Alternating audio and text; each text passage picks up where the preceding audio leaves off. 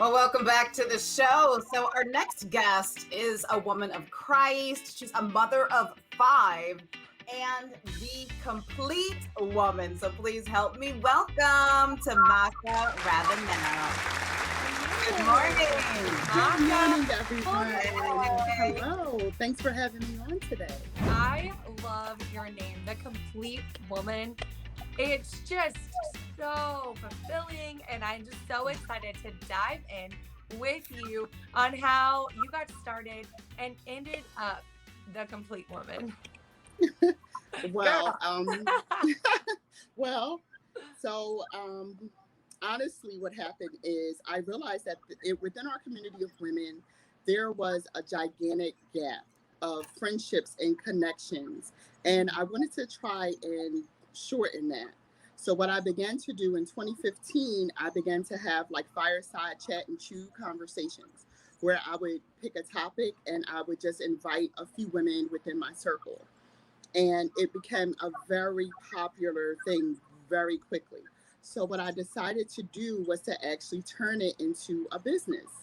From there, I went on to get my life coaching certification.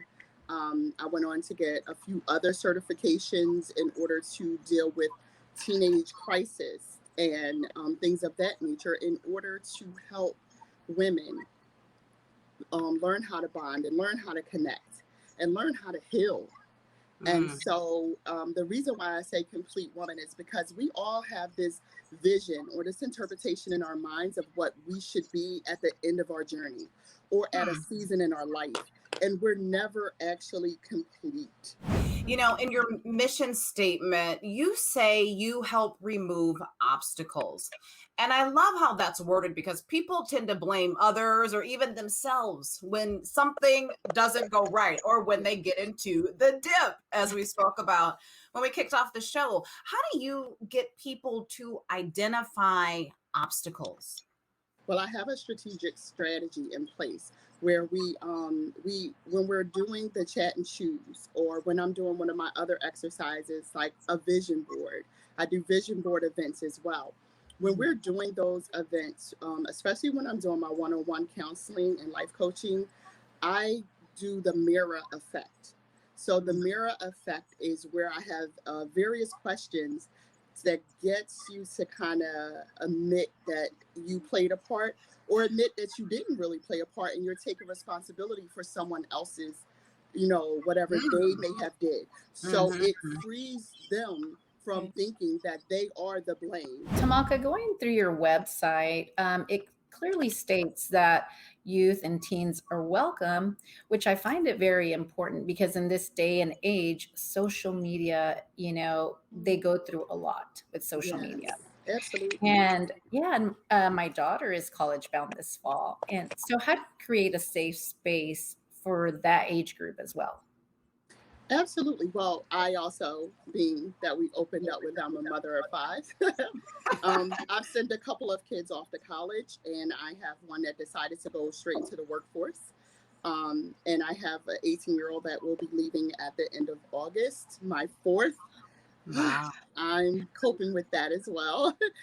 What I decided to do when I constructed my business, I've always worked with the youth and teens. I volunteered with children youth program at my church for many, many years. I did children's church. I went to a few different certification classes to be able to identify when they're in crisis. So if there's a teenager and they may be struggling with something, I'm actually trained and certified to come in and help them.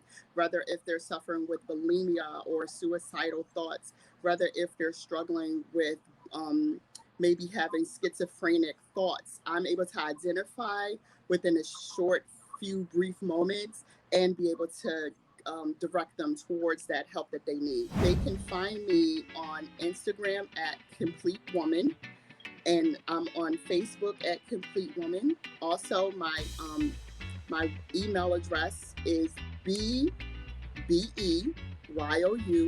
complete.com, and I'm sorry, that's my website, and my email is bucomplete@gmail.com.